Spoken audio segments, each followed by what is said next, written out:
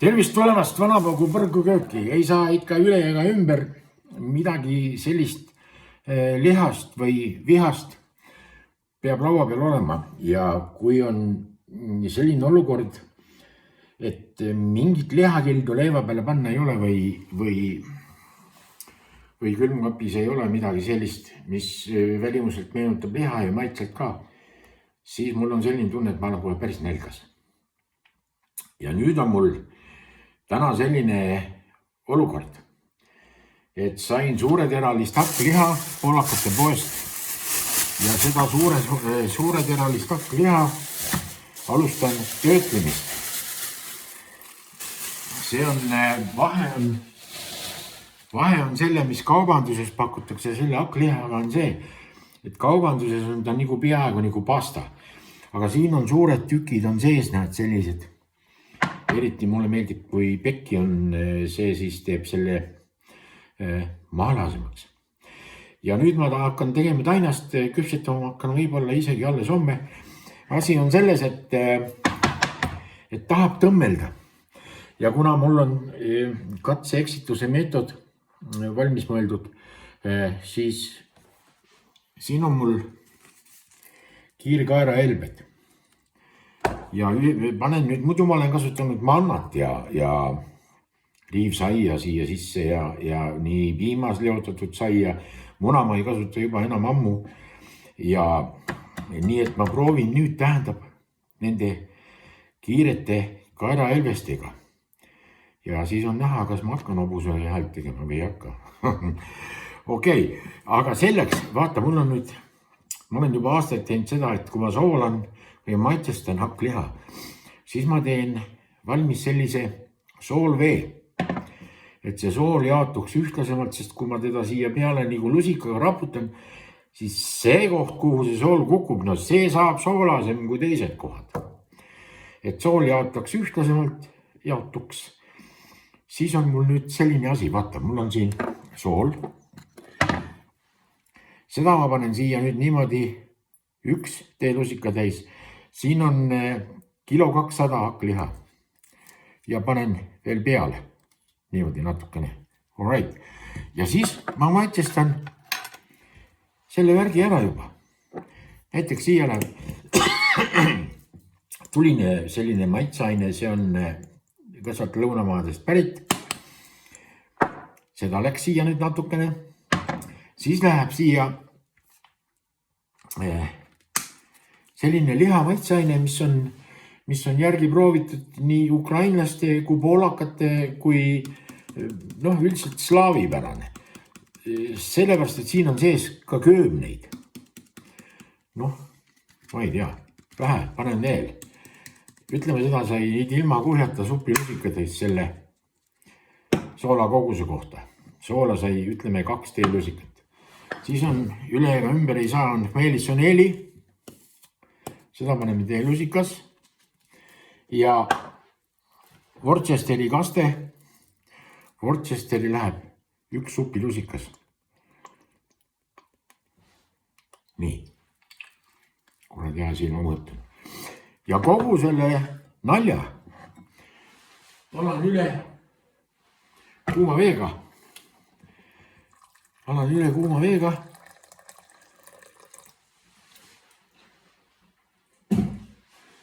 Ja sekundan laiali, et see sool siit ilusti ära sulab. Muud asjad annavad ka maitsid korralikult välja. Nagu teada, et on, et kui nagu paned sisse, siis peab ka kuidagi välja tulema. Üldiselt, ma ei tea, mis asjad nagu sisse jäävad, kui on nagu mõeldud, et tuleb välja ka. Nii, sool on seda maid suland praktiliselt. Vaata, mis ma nüüd teen. Nüüd ma teen niisuguse nalja. Siin on mul blenderis tehtud sibula ja küüslaugu pasta. 2 suurt küünt küüslauku ja 1 suur räpina sibul. Ja need asjad lähevad nüüd siia kokku. See hakkliha peab saama selline, ta on ju iseenesest on ta kuiv, ja kui ma siia panen nüüd selle sibulapasta, küüslaugupasta. Alright. Ja valan siia selle maitsesegu. Nii. Ja siis ma võtan seda kiirkaurahelvest ja kiirkaurahelvest panen siia niimoodi, et noh, ma ei oska nüüd, ütleme klaasitäis, kruusitäis.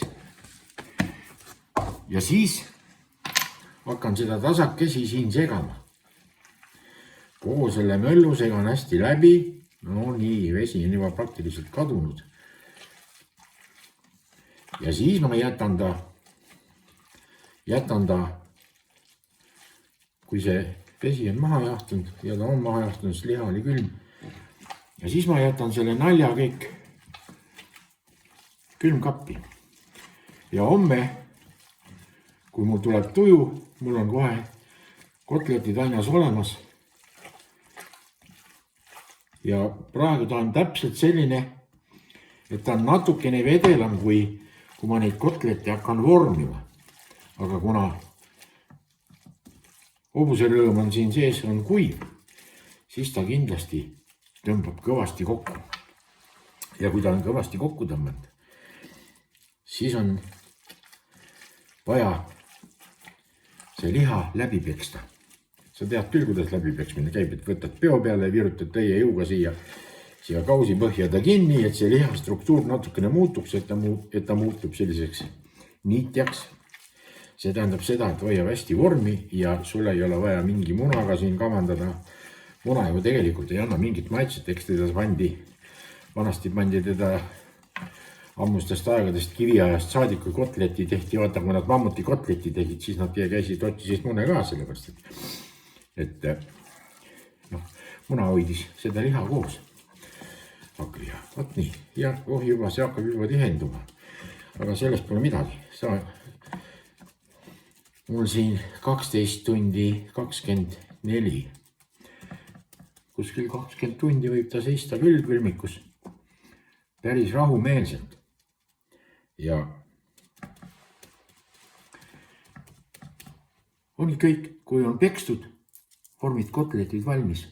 Kas sa tahad riivsäia sisse või tahad sa seda hästi krõbedat koorikut niimoodi riivsäiaga? Noh, see on juba maitse asi, ütles Kukk. Vaata, kuna lugesin siin uudistest ja elektriarved on üüratud inimestel, et hakkavad kohe lolliks minema. Noh, muidugi, kui sa pool palka pead elektrile ära maksma, siis järgmine kuu on ju sama, sest veebruar on ka selline külmavõitu. Ja siis inimesed, et kuigi paljugi kuskilt lohutust saada, siis nad otsivad igasuguseid võimalusi, kes neid lohutaks ja käivad siis nende sensitiivide juures, või kaarte lasevad panna, mõnel on oma isiklik mustlane ja et sealt äkki siis tuleb nagu paremaid uudiseid, aga ega sealt tegelikult need uudised võivad tulla, aga ega need ei pea paika. Mõnikord mõni üksik asi ja tavaliselt, kui nad midagi räägivad, siis nad räägivad seda, mis sobib kõigile. Et neid päris valetamises ei süüdistataks. Ja oli selline juhus, kui 2 sõbrannat said kohvikus kokku ja üks küsib teise käest, et käisid ära seal sensitiivi juures. Käisin küll. Said abi.